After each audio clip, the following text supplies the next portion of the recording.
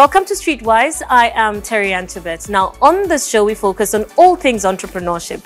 Now, more than ever before, across the world and in Kenya, we're seeing more and more young people leaving universities to go out and set up their own businesses. We are also seeing a number of people who have been in employment transitioning into self-employment. So we want to focus on multiple streams of income, moving to self-employment, building businesses that can scale. And on the show today, I have some incredible panelists. I'd like to introduce Akinyi Odongo of Akinyi Odongo Kenya TM, a trademark so proudly made in Kenya. And she dresses Kenya's First Lady, which is something we're absolutely proud of. Thank you. We also have with us Chebet Mutai. She's the CEO of Wazawazi, which is an incredibly high-quality leather bag brand that's made in Kenya. And she left a high-paying consultancy at the World Bank to set up her own business. So we're curious. Akinyi, and I'll start off with you. Did you always dream of being your own boss? All I know is that I dreamt of being a rich woman. And being brought up in the village, I wasn't brought up in town. So my dad was a farmer. He worked, but also he did farming. And most of the time I did the milking of the cows, going to the river, doing all these things. And yeah, just this different child. And for a long time, I was the only girl because my dad's family, they don't have a girl. They're all boys. And again, being my dad is a firstborn, and his firstborn was a boy, then a girl. So I was a girl for quite a long time. Then my two followers are boys.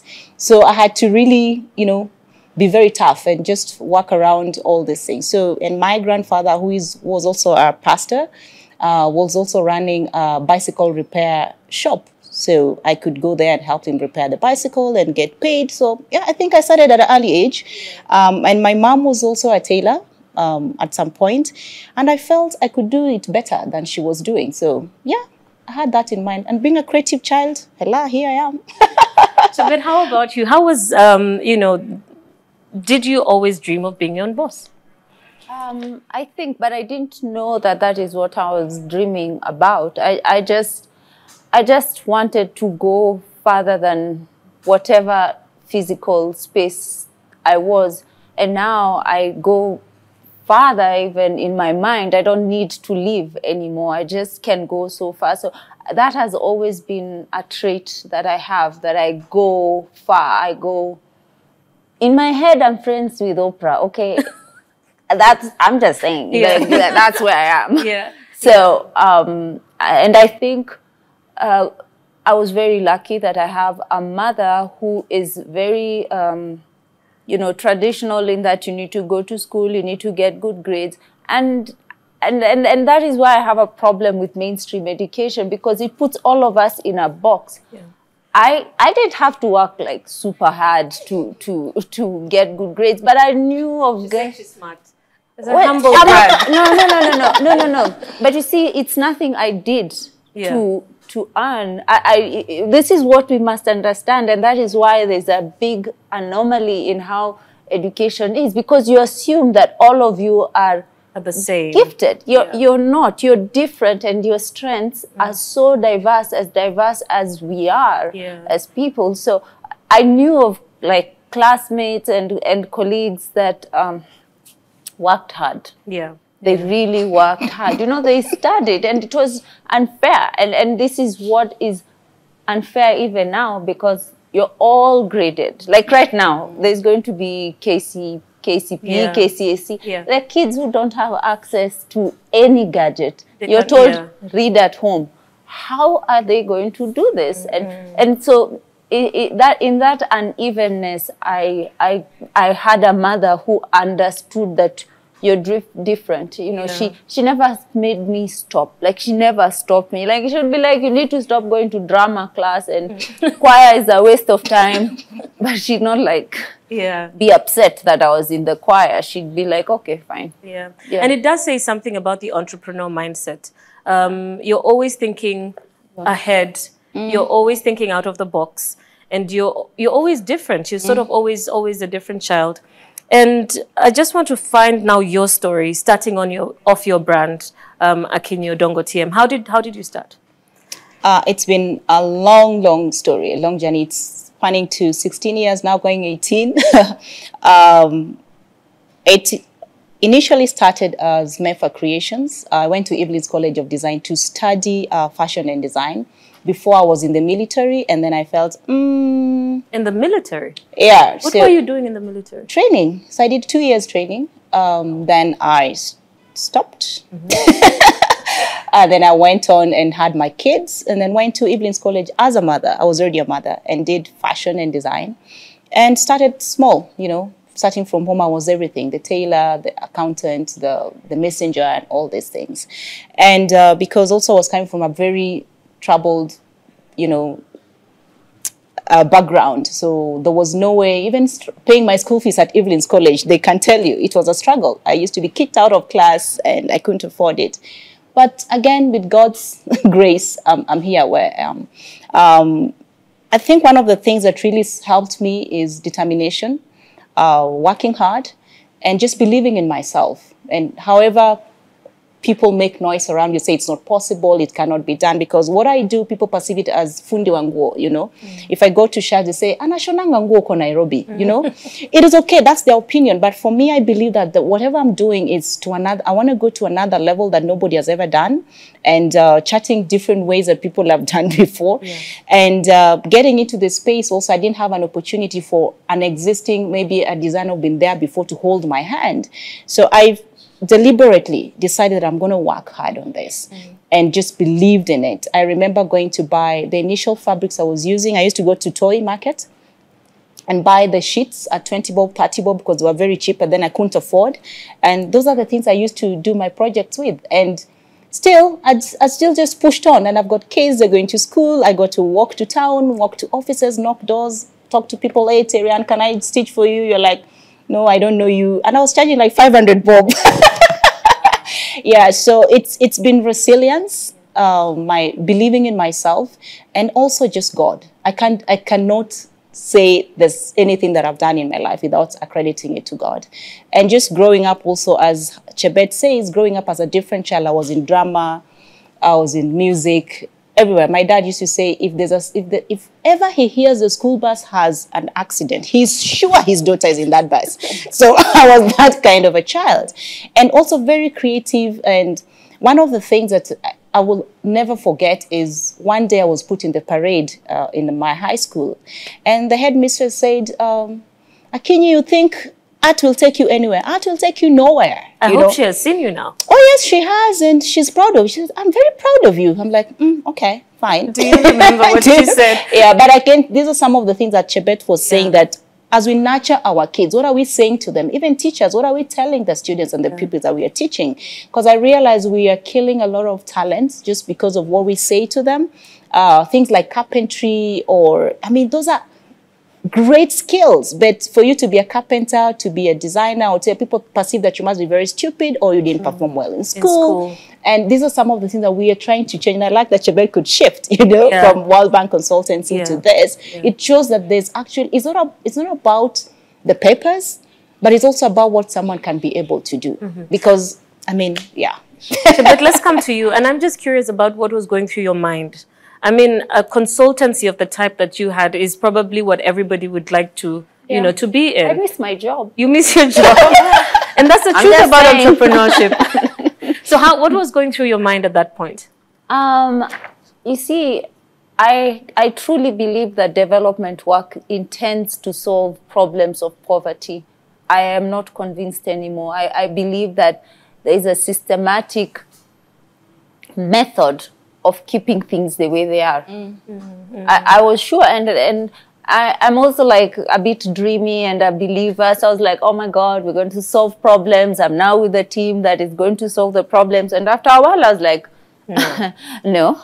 The only way we're going to solve this is by getting down to basics and addressing the issues of basics, because that is where our fundamentals are wrong. You know, if kids are not getting, you know, good education, it doesn't have to be expensive. Good does not have to be expensive. Access to healthcare, sanitation.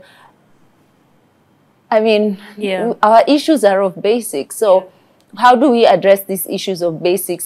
So I thought, okay, if I can create jobs, then at least we can get people to cross.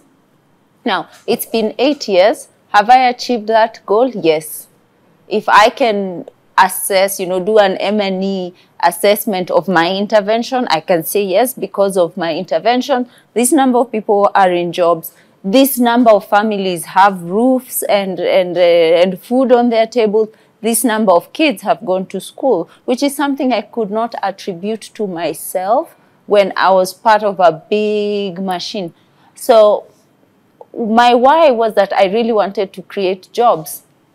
And that remains my why. And now I'm thinking, okay, I have been putting myself in a box that people know me. There are people who call me Chebet Leather. Like, dude, seriously, guys, stop it, because that puts me in a box in your head. But again, remember that thing I say, that in my mind, there's so much more. So let's talk about building your brands. And you spoke about starting off as Mefa Creations and then now into Akinyi, Odongo, Kenya, TM. And you have always been Wazawazi, I assume. Yes. But just tell us about, for you, the transition and why it was important for us to, to transition into a trademark and build such a strong brand. Okay, that's a very interesting question. As I grew up and just doing my business, some of the things that came out was like, first of all, there are particular tribes in Kenya, just to say that people say, oh, don't do business, or business is aligned to particular sectors of section of people in the country. So I said, you know what, I don't like, as an entrepreneur, I don't like getting comfortable. So whenever I move to a smaller shop, I'm like, I can pay the rent, I can pay the people, I have some money extra. I'm like, I need the next challenge. Move to a bigger space, pay more rent. Then with that, it always pushes an entrepreneur to keep pushing and pushing. So at some point, I'm like, I need to employ more people. I need to work with more. I need to, have my things really streamlined. I can get into government tenders if possible. I can engage. And 5 years ago, I felt that I needed to tell my own story, and I needed to tell the African positive story, because I was very disturbed by when you see a lot of stories from Africa, either it's a picture of a child with flies on the nose and drooling and all this. I'm like, no, Africa is beautiful. I mean, can't we just tell our beautiful stories? And why should we allow other people to tell our own stories? We need to own our own stories and own them and position them well. And one of the things that I did is that I decided to go on a journey of going global. Yes, it was the biggest dream ever. And when I tried to share with a number of people, close friends, they said, no one has ever done it. Who tells you you're going to do it? And first of all, you're using your name. Why are you using your name? I'm like, but there are all those international brands who use their name. So what's the problem with me using my name? And then it's like, no. I said, no, I'm going to do it. I'm going to do my name. I'm going to trademark it, and I'm going to use it as an international brand. So I traveled to Europe, America, all parts of the world, just to benchmark and see what is it that they have that I don't have, or what is it that they are doing that we are not doing. So I realized, actually, nothing. There's nothing. Everything we do it here, and most of the brands are actually produced in Africa and exported, then it's brought back as mutumba or as something else, and you buy. I'm like, okay, can't I just do it? And of course, when I went to exhibitions, you could even find the Western world would look at my stuff and say, are you sure it's from Africa? Are you sure it's done in Kenya? Your logo, is the logo done by, the logo must have been done by a white guy, sorry to say. I'm like, no, my logo has been done by a Kenyan, a young Kenyan man. So it made me feel like, no, we need to do something. We need to push it. And I started pushing on and saying, international brand, this is how we are positioning. Our price points are at a higher level. We're going to high end, high end. And it has worked for us. And believe you me, there are Kenyans who believe in local brands, and it's growing, and they're proud of it. And for me as a brand is to just benchmark Kenya to the world. So we said, from our branding to our positioning to our language to everything that we do, we must position Kenya as a high. We have high quality products. We have got things that can compete in the world, and we can play on the same, because we cannot start sitting on the table and argue differently. We can't sit back and relax and then want to sit on the table. But you can sit on the table when you also have substance or you have quality, then you're able to talk about it. One of the challenges also we have as Africans or as Kenyans, I think the way we are brought up to be very timid and not to speak up and not to own up. And like I would say, oh, I'm Akinyi Odongo, I own an international brand and I've been to the VLP, whatever program. You know, it's normal, but someone will say, oh, she's talking a bit too much. I mean, can she just tone it a bit down? No, we need to own up and speak up and own those stories. And I love what you say about owning our stories. And I know Chebet is big on owning the narrative and owning the story as well. And I've seen you on the posts on your Instagram and Twitter telling people, you know, thank you for taking the Wazawazi story to Paris. Thank you for telling the Wazawazi story to the world. So what is the Wazawazi story? How did you start off? Why leather? Chebet wa leather. Why leather? You know, what was the beginning like? So when I started, I knew I wanted to do something nice, like Akinyi. I'm like, no, I don't want to just make anything. And when I travel for work, if you go to West Africa, it's a completely different continent. That's like the real Africa, because guys are vibrant, colors, what. I'd come back with fabrics and, you know, not get what I want. And I decided, you know what, I'm going to make these things. I'm not enjoying my job at all, though everyone else thought I was, you know, this is it. I mean, I went to school to study econ, so, I mean, this is it. And here I am, you know, going like, no, this is what I want to do. I want to make clothes. So I started with clothes, actually, but I couldn't perfect, you know, fittings. It was really like touch and go. But before that, I'd been importing handbags from Dubai. And every time I'd come back, I'd be like, man, why are we not making these bags here? So when somebody challenged me with a picture from Pinterest and they were going to pay us, like, say no more, move over. So I made this bag and I realized, first of all, the margins were better for us because first the error rate just went like from 100 to 0 because, you know, once you do a sample, you can just easily like adjust on that. And it was really easy to just, you know, start to do it because at no point did I, you know, think that it's not going to work. And it's that back to that entrepreneur mindset. Yeah, I mean, it never occurred to me that I could fail. I just realized that all this time I didn't think I could fail, no matter how hard it has been. I mean, this has been the craziest journey of my life. But for me, creating jobs, improving perceptions about what it means to be a modern day African. From 2012, I always was telling the African story. Now I see it everywhere. And I'm like, yeah, about time. But it was important to me after working with people from Europe or the US, going to their countries. And for me, I know my worth. I know my worth as a Black person. And I couldn't understand why anyone would think of me less because I'm Black. So I thought, okay, I'm going to package bits of Africa and send them all over the world that you appreciate the uniqueness. And how has that journey been, you know, taking Wazawazi to the world? It has been okay because I didn't do it alone. Actually, the only thing I do is I create nice products, I create beautiful art, but then everyone else carries it around. I mean, I get pictures from Iceland. Do you know where Iceland is? Well, I know it on the map. Like, there's somebody there with my bags. No way. I mean, where Game of Thrones was shot. You know, like, there's somebody with my product there. There's people in the US. There's people in Africa. And so that became the sort of the vehicle. So for that, it became easy because everyone else was doing the hard work. By buying a product, they were taking the story to the world. And it also was validation that Africans are ready to consume their own. I want us to get back to go to the paperwork bit. And know when people are starting out in business, there's a lot that can be intimidating. Oh, do you have a business plan? Do you have a strategy? Do you have... So did you... And I see you rolling your eyes. So how was that for you? To be honest, I never had a business plan when I was starting.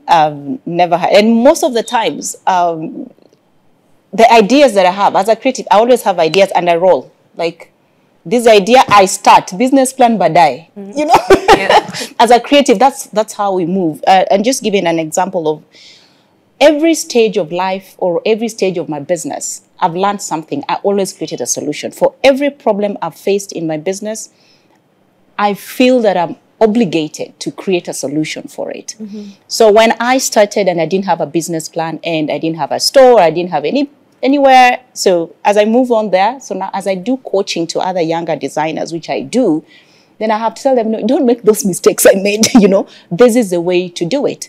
And also just being content with what you have and not try to jump into every other space because sometimes you're like, oh my God, Terryanne is wearing that pink top. I think I need to copy the because that's what seems to be like, you know, then you jump into the pink top, yet then you forget your trench coat that you're doing here. You know, you just need to be content and get to understand what you do. And it went on to, you know, doing the returns, KRA, NHIF, NSSF, because I figured out the first day I ever moved out of my house, it was a small little shop. I was subletted in a chemist, so I was behind. So I just was setting up, and then City Council came. I had not even started. They're like, Mama, what the license? I have no idea. There's no license. And then also, I can't give hongo. So they're like, Tutakubeba. I said, fine, you carry my tailor and go with. So they went with my tailor to the courts of City Council. I waited because I don't give bribes. So I had to go pay. I had to go pay that fine, and then also because I figured out if I don't pay the fine, the same City Council guys will send another group tomorrow. Yeah, so every day I'll be having a circle of people coming. Then I give the hongo, and the hongos are like, you know what? Fine, let me pay this. And I was like, oh my God, my first day in my shop, and I'm trouble. So I mean, it's some of the things that now I tell somebody, please go get your license first before you open or pay your whatever, have an account. I didn't have an account before. You know, every money was mine. I take it and eat it and everything, and it's not. So I had to create an account for the business so that I know business money is separate. I need to pay myself a salary. You know, those are things you learn the hard way. Like, oh my God, I need to pay myself a salary. I need to do all the things right. Because even for you to grow to that level, you must have your papers right. Your returns, you have to be doing your returns. You have, I mean, it's a lot of work. And it's really important, especially because many of us as entrepreneurs and small businesses, we don't think about the impact of making your business formal from the beginning, especially if you're looking for investment or if you're just positioning yourself to scale. But how can you do that? There is nowhere where you're taught. Exactly. Exactly. No, this is what your show should do. Like start to lobby. No, for real. Yeah, true. Like the most important payment you have to make your whole life is tax. Yeah. I thought it was like a suggestion. Than an actual obligation. I mean, conversations about tax should start from primary school. Like, why are we wasting time on things that are not essential? To what extent is our system not enabling us? Because you're told you need to work hard and get a job. Okay, now all of you have worked hard. There is no job. Exactly. So now, you know, and we're not pivoting the thinking of our young people because you've already been put in a box, and you have to be such an outlier.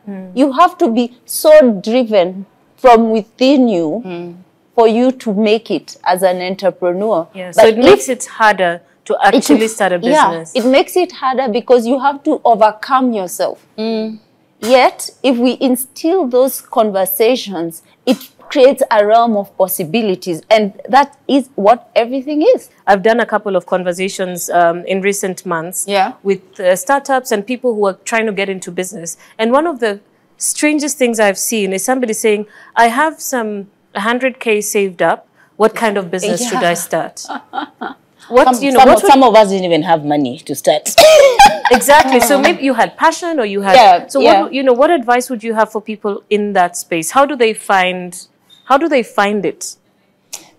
I think most of the businesses that are successful, or if I give example to mine, I never had that. I wish I had the 100,000 to start. They are very lucky. For me, I had a machine and myself. one machine and my hands and my toes and my legs and my brain and my head. And I started off.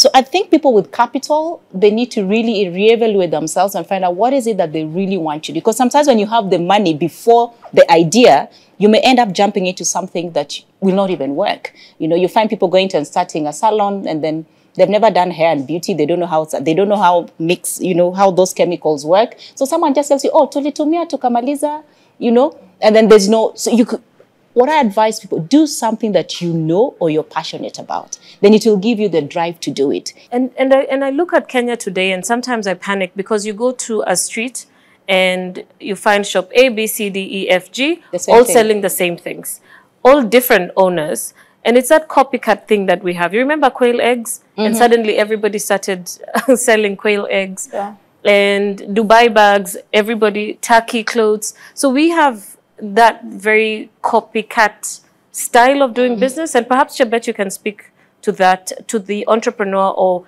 you know, somebody who's thinking to get into business. Where should their mind be? Well, you know, when you go to, say, Dubai, Gold Souk, if you want to go buy jewelry, yeah, there's like 50 shops that are selling the exact same thing. So, yeah, people will copy you, but it shouldn't bother you. What you should focus on is what is the value that my customer will get? What is their perceived value? Because at the end of the day, entrepreneurship is about packaging value. Failure is it's such a powerful word in itself. And I just want to know, have you ever felt that you have failed? And if you did, or when you did, what did you do about it? I fall all the time. Like, I'm on my knees all the time. But that doesn't mean I failed. It just means there's a stumbling block. It tripped me. I just need to get up, dust myself up, flip my hair, and get moving. Failure is the greatest teacher. Hardship is the greatest motivator. Ease is the greatest threat to progress. Without hardship, you will never know what your beacons are. If it was easy, everyone would do it. Oh, wow. Akinyi? I have failed several times, failed big time, lost money, you know, lost investments. And you think, what am I going to do, you know? So failure is part of growth. It gives you this, it's like going to the gym, you know? the first 2 days you go and lift those weights and you're thinking, oh my God, my thighs are aching, everybody. I mean, you need to keep, the more you push, the more you get used to it. So failure to me is a gym of businesses. And I've failed several times. I've lost lots of money as I've been in my business. And some of the things I actually say, if you don't have good shock absorbers, entrepreneurship may not be very good for you. And I also believe that there's a song that says, a saint is just a sinner that fell down and got up. Yeah. So what I've learned in all my failures, that I fall down, get up, dust myself, as Chebet said, throw my hair behind and said, you know what, Kenya, you got this. You know, I have to push myself towards. So long as I believe, it goes back to what you believe in. Because if it's something you're passionate about and you believe in it, nothing will ever stop you. And for every hurdle, you get a solution and you'll be better in the next stage. So failure is part of growth. Wow. I wouldn't lie to anybody getting entrepreneurship that it's easy. It's easy. It isn't. Finally, as we wind up, what is the secret to your success? Wow. I think the belief in myself, because no one else is going to believe in me more than I can believe in myself. Having a purpose, a purpose that is bigger than me, because then I feel driven by forces beyond me. And that makes me special, that I believe in myself. I believe in my why and what I'm doing, and I just keep going. If I'm going to make a jacket, if I'm doing a piece, I tell even my workers, they know, you cannot afford to make the stitch wrong. It has to be a straight stitch, because this client can go somewhere else and they have paid us. So we need to do it right. So whatsoever our hand findeth to do, we must do it right. What a perfect way to end the show. Yeah. Thank you so much, Akinyi Odongo of Akinyi Odongo Kenya TM. Trademark. And Chebet Mutai, CEO Wazawazi. Thank you so much for making it Thank you on Streetwise. Pleasure.